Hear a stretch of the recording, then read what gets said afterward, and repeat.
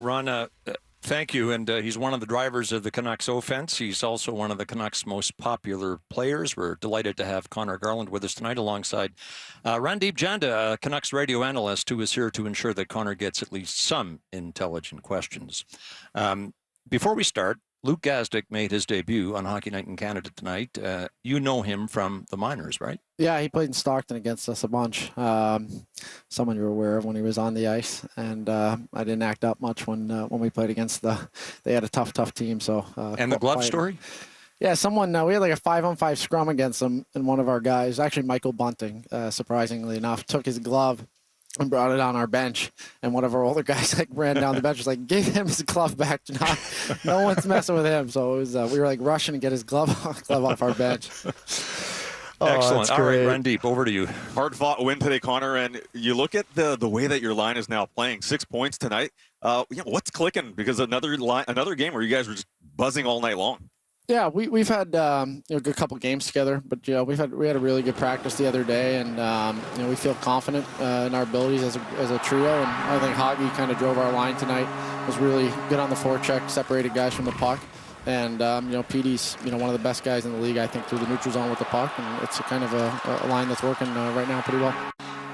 Conor, this is your second appearance on this program, which I would suggest says a whole lot about your career. Wouldn't you agree? Anyway, we had you on in November of 20, and one of the things we talked to you about in that program was your goal celebrations, or cellies as they're called, and they have become no less celebratory in the last 2 years. So we offer up this celebration, this celly from a 3-0 goal against Toronto in January. What is going on here?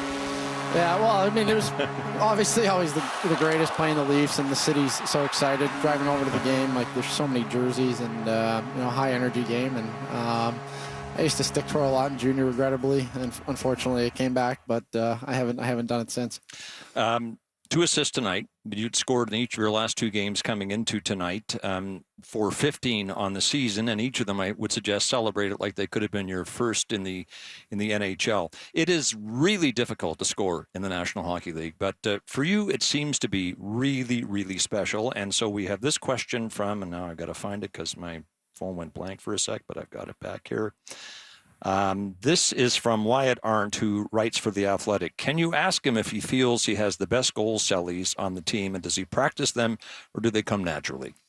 Well, I mean, I really don't think about it much. It's just exciting to score. I think if you probably saw my goals from last year, I don't celebrate at all. Just, we were out of the playoffs, about a month into the season, so they don't really feel meaningful. But, this year we've been in it since the start, and it's fun winning games in this league, and when you score and you contribute, it's hard not to get excited. You are a vital player for the Canucks, to the extent that if Rick Tocchet wants to get Elias Pettersson going, he puts you on his line. What you mean to this team makes something that broke on the eve of this season back in October seemed like a long, long time ago. Randeep. Yeah, and going back to the season, and listen, you had a great season thus far, but going back to the eve of the season, a lot of trade talk. Was there ever a trade request? No, I think I've tried pretty hard, to squash that because I was disappointed it got reported that way. You'd hate, as a player, you hate to be a distraction. That's one thing you never want to be, and it was the eve of our first game against a very good Oilers team, and I was disappointed it got reported that way. But, that's kind of how it is when you're in a Canadian market. But no, I'm very, very glad to be here. In the summer, we knew this team was going to be a good hockey club, and maybe not this good, but we're really excited about where we are. We're just looking forward. That was a long, long time ago, and now we're a couple weeks away from the playoffs, and that's really our sole focus.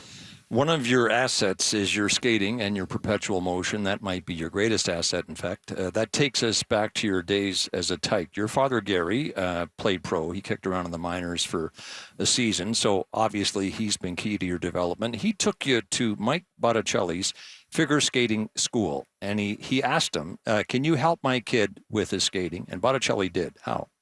Yeah, we, probably from the age of 8 to 12, I was skating with him twice to 3 times a week at 5 in the morning before school. So he was a captain of the U.S. figure skating team in 1980. He was a famous Olympian, and his thought process is you have to be able to move any way, at any time, at any speed. And we worked, tirelessly. And then when I made the NHL, he actually called me after my first season. I hadn't worked with him a few years. He moved to L.A., And he said, I'm moving back. You're not a good enough skater to be a consistent NHL player. So we worked together for a couple more years, and he really improved my skating. And someone I was very fortunate to know and work with for a long, long time.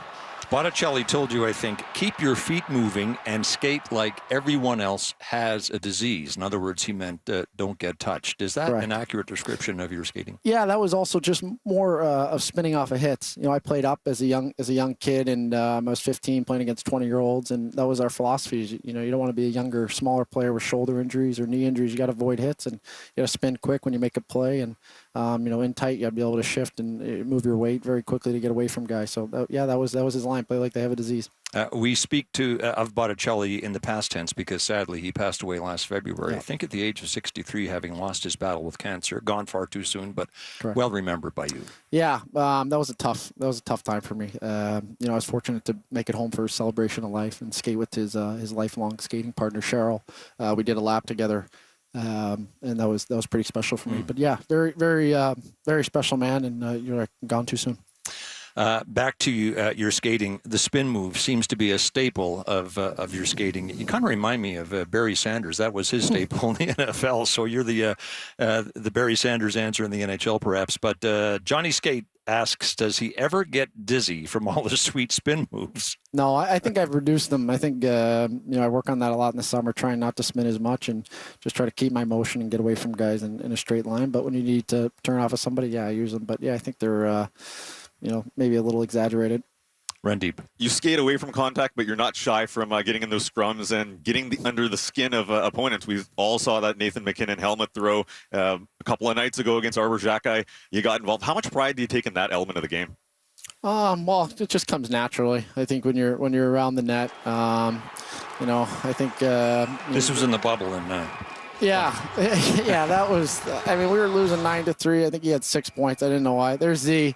Yeah, that's us in our soccer games before we go out right there. So, but no, it's just part of how I always have. You like to compete, you like to win, and our team, like I said, we have a tough team, and we're in every game, and it's intense, and when you get into that stuff, you're usually involved and you're engaged, and sometimes it's a good sign.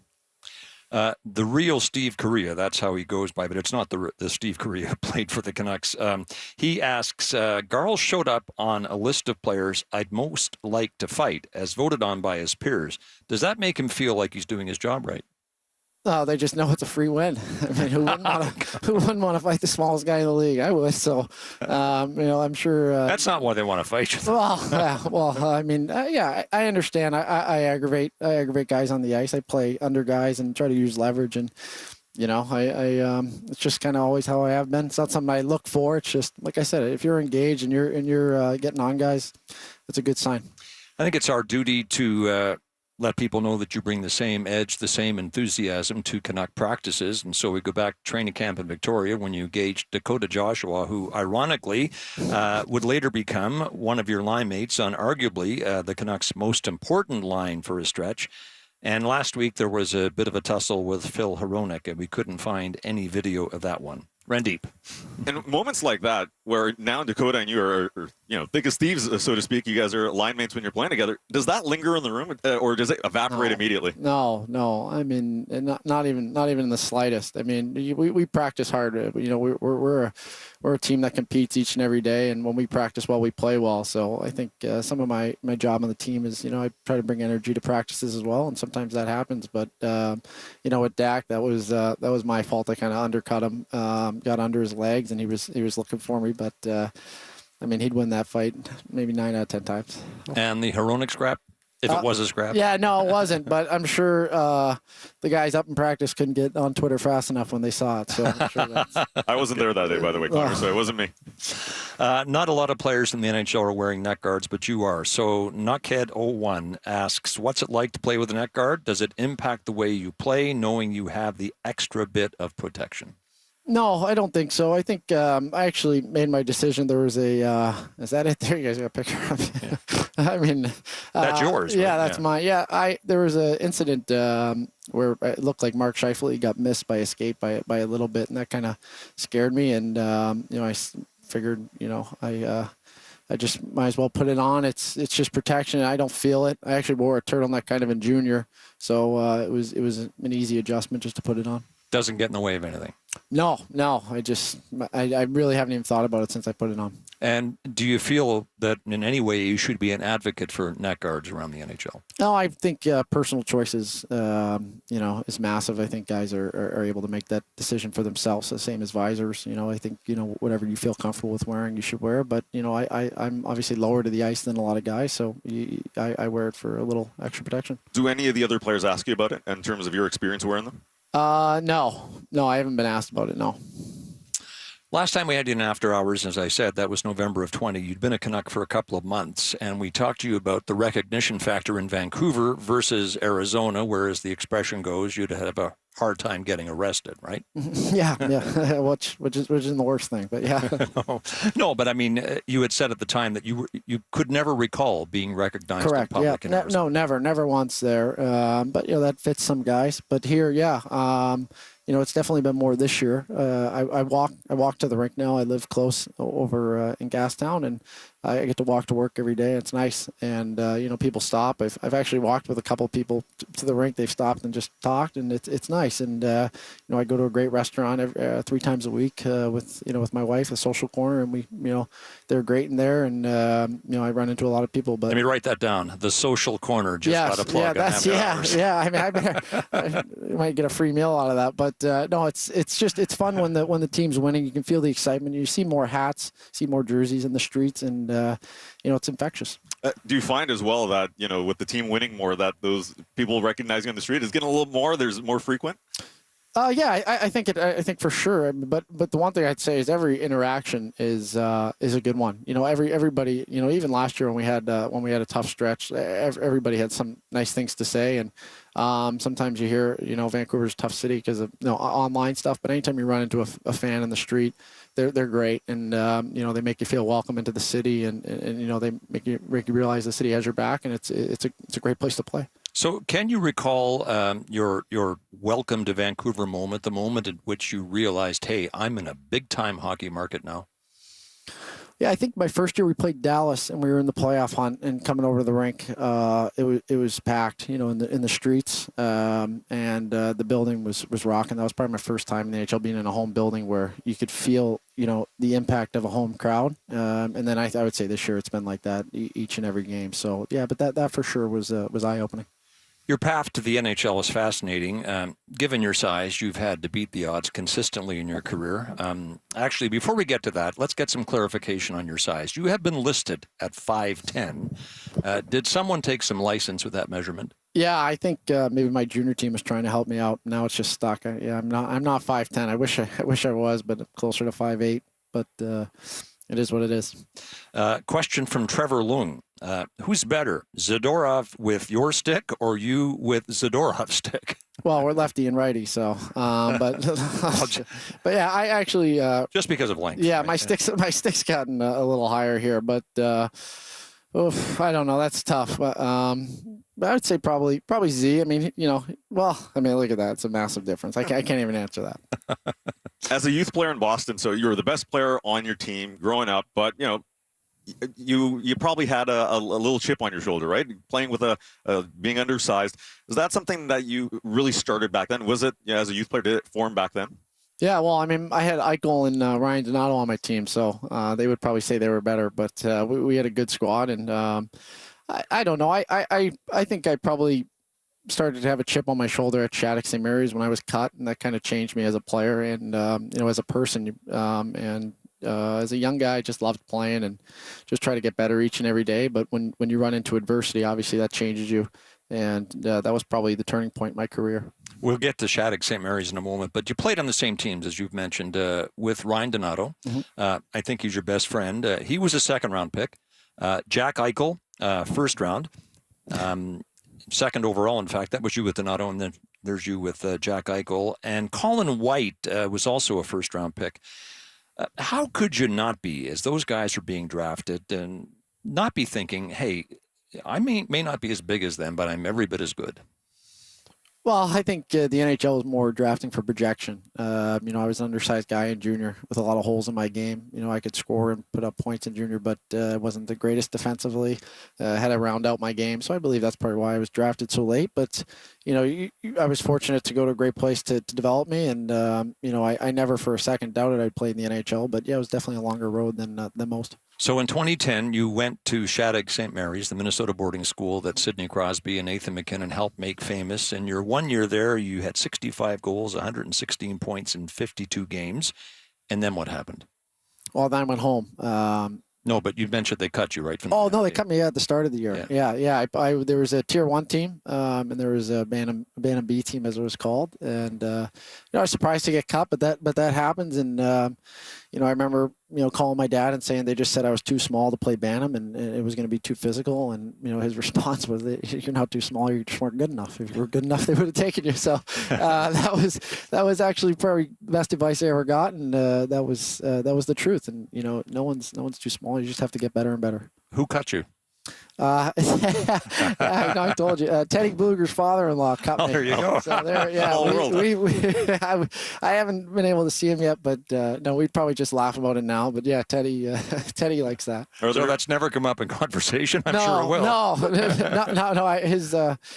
They know. I don't hold a grudge though. Do you know if the in-laws are coming to town anytime soon? I believe they are. Yeah. Okay. So I have to go. I have to go see him. We gotta make up. So you go home, and not just because you were cut, but also I think because your mother was ill, and Correct. then you need a place to play. How hard was it to find one? Yeah, it was tough. We weren't prepared to come home. My mom got Lyme disease and was out of work for a year, and that was tough. And I was fortunate to go home and find a place to play later in the summer with the junior Bruins. Played with Jack Eichel again that year. And that was a massive year for me. I was really small that year. I hadn't really hit a growth spurt at all, and I was played against 20-year-olds that year, and that kind of taught me how to play against bigger guys and learn how to play, at a smaller size, use leverage, avoid hits, all the stuff that I still think makes me effective is what I learned that year. So the Boston Junior Bruins were steeped in talent. They had Jack Eichel, they had William Nylander for a time. The coach of that team, Chris Masters, says, in the midst of all that talent, you were the standout. So now you're getting the attention you deserve from the NCAA and from Junior in Canada, and you had a decision to make. Tell us about that choice. Yeah, I visited Penn State, and they offered a scholarship, and I was on the campus, and it's hard to turn that down. If anyone's ever seen that campus, it's beautiful. And about 6 months later, coach from the Quebec League, who I stayed in touch with, he had just told me that I could come there and play on the second line with Ivan Barbashev and Phil Deneau, and develop into going into my draft season and, play a lot of hockey. I wasn't playing a lot at the time that year. So it was tough to turn that down. And obviously it's some people listening probably don't understand why you would leave a full scholarship. But at the time I thought that was my best chance to make it to the NHL, and I went with it. We should point out you're talking about the Moncton Wildcats. Correct, yes. Right. And with the Wildcats, in your draft-eligible year, you set the Canadian Junior League on fire with 129 points to tie the entire Canadian Hockey League for the scoring lead. Right? And, yeah, you put up the points that Scott mentioned, but you were passed over in the draft. At that point, what are you thinking, Conor? Well, I was passed over my first year where I didn't have a great season. I came back and then had those points. I was taken, in the fifth round. Yeah, these are tough to watch when you see some of these celebrations. It's just I don't want to talk to my younger self, but no, it's just it was when I got passed over, it was definitely tough. And I knew I had to come back and have a good year, and I was fortunate that me and Barbashev really had a good year that year together. And then I was drafted the next year, and kind of didn't look back from there. Yeah, Arizona took you in the fifth round. Here's a quote that's been attributed to you. There's never been a day that I thought, back then obviously, never a day that I thought I wasn't going to be an NHL player. Yeah, that's true. I've always had an inner belief that I could make it. There's times where, I was in the American League my first year. I had, I believe, 4 or 5 goals, and the next year I only had 8, but I still felt very confident in my abilities. And the one thing I did know is when I got the call that you're not going to get many calls as an undersized fifth rounder. So when I got the call, I knew I had to be ready, and you had to play like every game was game 7 for as long as you could, and until you got your foot in the door. So again, you pay your dues, 2.5 years in the minors with Tucson of the American Hockey League. Then you get to the NHL with Rick Tocchet as your coach. What do you recall about that day at center ice when Rick Tocchet said to you, "You are not an 18-minute-a-game player," and you said, "Yeah, well, make me one." Yeah, that was that's we have a pretty good relationship, and I was very young at that point. I thought I was probably a better player than what I was, and I needed to work at a lot of stuff. And the one thing that doesn't get talked about is he put in a lot of work with me after that, and that was probably the best season of my career. And we did a lot of video. We worked on my details all around the ice, and I was very fortunate to have a good season that year. And that was my contract year. I was fortunate to get an extension after that, and he was a large part of that because of that season, how much growth I had in that year as a player. Well, let's fast forward 14 months, rewind in this case, but Rick Tocchet gets hired as the Vancouver Canucks coach. What are you thinking at that point? Well, I was obviously excited. I loved playing for Rick. He was, it's different now. Obviously, I'm a little older, but I always, when I heard the news, I thought it was going to be good for the hockey team. That was really my first thought. Is we were a really good team in Arizona. I don't think a lot of people knew that. We were close to making the playoffs. I think we had like 120 goal scorer in 4 years. And I knew with the talent we had here and the ability for some of these guys to put up the points they do with the structure in place, I thought we were going to be a really good hockey team. And, fortunately, it's worked out that way. Let's talk about your family. Your father, Gary, runs a roofing company. Your mother, Bridget, is still a foreman at Mass Transit supervising the repair of the rail lines. So an obvious question. From where does your work ethic come? Well, both of them. They both... worked hard each year. My mom would go to work at 11 o'clock at night, and that would motivate me as a 15-year-old, to make sure I was doing my work. And, there weren't many nights I wasn't stick handling or shooting in our garage when she would leave for work, because she was putting in the time and making money where, some of it was going into my training and stuff. So, obviously my father's, massive influence on me. He was a hard worker, wasn't very skilled as a player, but he worked hard. Yeah, they're obviously both massive influences on me. Well, let's also talk about your siblings as well. We got Cameron, Corey, a 3-time All-American, if I'm not mistaken, Correct. and Kathleen. In lacrosse. In lacrosse, two of them NCAA players. Who's the best athlete in the family, Conor? Corey is, like you said, she was a 3-time All-American. She set the records at her school for, all the goals, all the assists in lacrosse. And she was a very good hockey player in high school. She got the genetics. She's about my height. She used to be faster than me until she stopped playing. So I had to work hard. She didn't work hard. She was just gifted. And, I used to love going home after I come home from junior and watch her play her lacrosse games. And, I was very proud. And now she's a nurse in Indiana. And, she's still a hard worker. She works nights. And, she's just the greatest. Speaking of family, you and Megan were married last August. Did the wedding have a hockey flavor to it? No. I mean, some hockey guys there. Yeah. But no, we... these, we had a great day that day. I actually got to fish with, all the guys at 7 a.m, and then we golfed from 10 to 3. And then was there time for the wedding? I was gonna say our wedding started at 4, and I was in my shower at 3:55. So my wife was texting one of my grooms was like, can we get going here? I haven't seen him once today. So we made her sweat it out a little bit. Okay, we're going to race to get this in. Your hometown is Scituate. It's a Massachusetts coastal town, 45 minutes from Boston, which somehow makes Jaws, the 1975 thriller, released 21 years before you were born, your favorite movie, and you have a love of sharks. So we've started a new segment on After Hours tonight. We're going to call it Pick Out That Shark Species. There are about 155 of them, and we have 3 for you to consider here. Here's the first one. A leopard shark. Excellent. And the second one? Great white. Okay, and the third one? That's a tiger. Very nice work, Conor. We'd love to offer you a prize, but the show isn't that big. We've got a very limited budget here, as in no budget at all. It's been great to have you on After Hours tonight. Really appreciate your time. Thank you, Scott. Thank you. All right. There's Conor Garland, key ingredient to the Canucks this season and heading to the postseason.